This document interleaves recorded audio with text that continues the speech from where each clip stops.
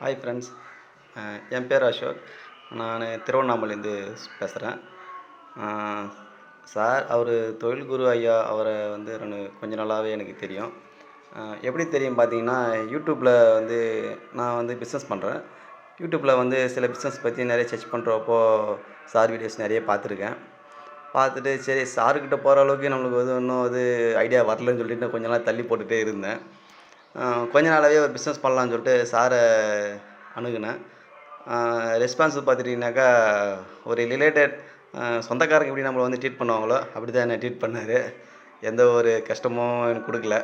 நல்லபடியாக என்னை பார்த்தாரு. என்னுடைய யோசனை கேட்கறதுக்கோசரம் நான் டைமு கொஞ்சம் கேட்டார் என்கிட்ட. நானும் கொஞ்சம் வேலையாக இருந்தாலும் அவருக்கு சாருக்கு டைம் கொஞ்சம் கொடுக்க முடியல. ரீசெண்டாக தான் அவருக்கு 2 பேரும் வீடியோ காலில் பேசினோம். சாரை நான் பேசுகிறப்போ வரைக்கும் நான் எப்படி இருப்பாரோ, எப்படி பேசுவாரோ, நம்ம பேசுகிறது தப்பாக இருக்குமோ, இல்லை நம்ம பேசுகிறது சரியாக இருக்குமோ, இல்லை நம்மளுக்கான தெளிவு வந்து நம்மளால் சொல்ல முடியுமோ அப்படின்னு ஒரு டவுட்டில் தான் நான் அவருக்கு வீடியோ காலில் பேசினேன். ஆனால் சாரை பார்த்துக்கிட்டிங்கனாக்கா, நம்ம தெரிஞ்ச ரிலேட்டிவ், அதாவது சொந்தக்காரங்க, அப்பா அம்மா அந்த மாதிரி அண்ணன் தங்கச்சி அவங்ககிட்ட பேசுகிற மாதிரி உரிமையாக தான் அவர் பேசுனாரே தவிர, ஒரு இடத்துல கூட இந்த கேள்விக்கு நான் பதில் சொல்ல மாட்டேன், இந்த கேள்வி எனக்கு தெரியல, நீ இப்படி பண்ணாத அப்படி பண்ணாத அப்படி ஒரு நெகட்டிவாக எதுவும் சொல்லலை அவர். கரெக்டாக இருந்துச்சுன்னா இப்படி பண்ணுங்க, இல்லைன்னா இப்படி பண்ணாதீங்க அப்படின்னு தெளிவாக சொன்னார் என்கிட்ட. எனக்கு 1000 சந்தேகங்கள் மேலேயும் சொல்லலாம். அவ்வளோ சந்தேகங்கள் வந்து என் மனசில் நிறைய இருந்தது.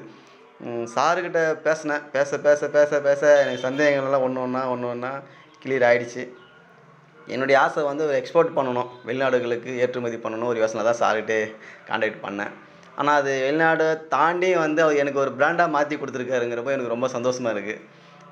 இது வந்து நான் எப்படி சொல்கிறதுன்னு வச்சுங்களேன், கும்பிட போன தெய்வம் குறுக்க வந்த மாதிரி சாரை பார்த்த நேரமோ இல்லை பேசுகிற நேரமோ எனக்கு தெரியல. அவர் வந்து எனக்கு ஒரு பிராண்டட் வந்து க்ரியேட் பண்ணி கொடுத்துருக்காரு. ஆல்ரெடி நான் ஒரு பிராண்ட் பண்ணிகிட்ருக்கேன். திருவண்ணாமலை தான், நான் லோக்கல் திருவண்ணாமலை. ஆல்ரெடி நாங்கள் பிராண்டு பண்ணிகிட்ருக்கோம்.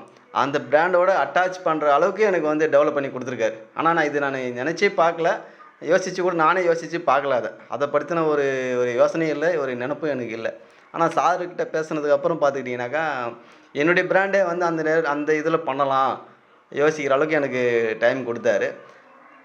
ஆனால் அவர்கிட்ட பேச பேச பேச பேச பார்த்தீங்கன்னாக்கா, அதாவது நம்ம நினச்சி பார்க்க முடியாத அளவுக்கு நம்மளுடைய மூளை வந்து அவர்கிட்ட வந்து தானாக இன்வால்வ் ஆகுதுன்னா, அவர் பேசுறதையே கேட்கலான்னு ஒரு தோணுது. அது தோணுதுன்னு வச்சுங்களேன், அவர் அந்த அளவுக்கு வந்து புரிதல் வந்து நல்லா தெளிவாக சொல்கிறார் நம்மளுக்கு.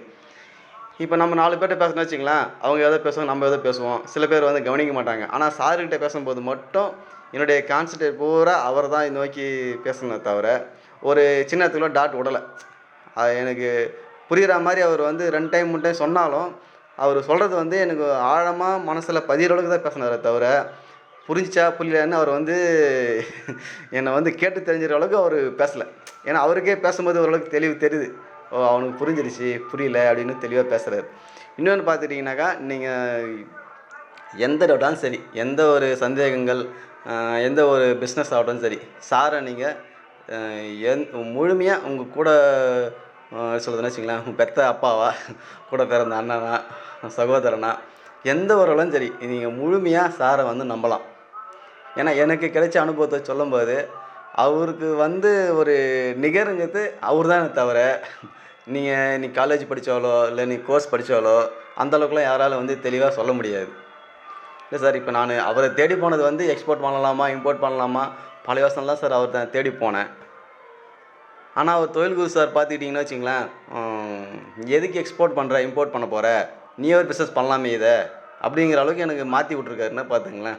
அவருடைய சீனியாரிட்டி, அவருடைய அணுகுமுறை, அவருடைய பேச்சு திறமை.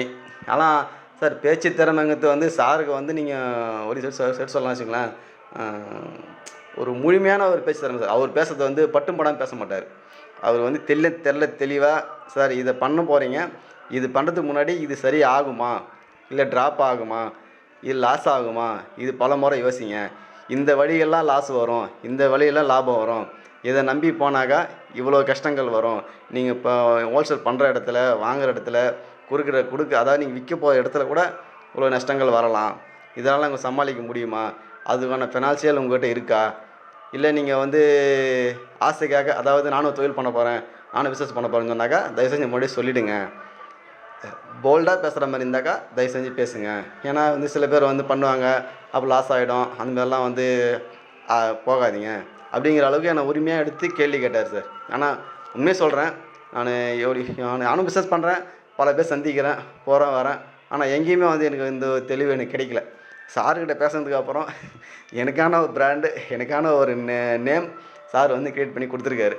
இதை நான் சக்ஸஸ்ஃபுல்லாக இன்றைக்கி 2025 நவம்பர் மாதம், டிசம்பர் பிறந்துச்சு 1ஆம் தேதி நினைக்கிறேன். சரிங்க சார். ஆனால் எனக்கு ஒரு 30 நாள் டைம் இருக்குது. அதுக்குள்ளே சில ப்ராசஸ்லாம் நான் செய்ய ஆரம்பிக்கணும். சாருக்கிட்ட திரும்ப கொஞ்சம் பேசணும். அவரோட பேச பேச எனக்கு ஒரு தெளிவு நல்லா கிடைக்குது. கண்டிப்பாக சார், தொழில் குரு சார், உங்களை கண்டிப்பாக நான் மறக்க மாட்டேன் என் வாழ்க்கையில். சார், என்னால் முடிஞ்ச அளவுக்கு நான் கண்டிப்பாக உங்களுக்கு எல்லாமே நல்லாவே நடக்கும் சார். எனக்கு எப்படி சொல்கிறதுக்கு தெரில. ஏன்னா நான் அவ்வளோவா யார்கிட்டையும் வீடியோ கால் பேசுனதில்லை, வாய்ஸ் காலும் பேசுனதில்லை. ஓகே சார், ரொம்ப நன்றி சார். சாரை வந்து நீங்கள் நம்பலாமா வேணாமாங்க கூடாது, நீ சாரை நம்பி மட்டும்தான் நீங்கள் போகணுங்கிற ஒரு கட்டாயத்தில் நான் சொல்கிறேன் சார்.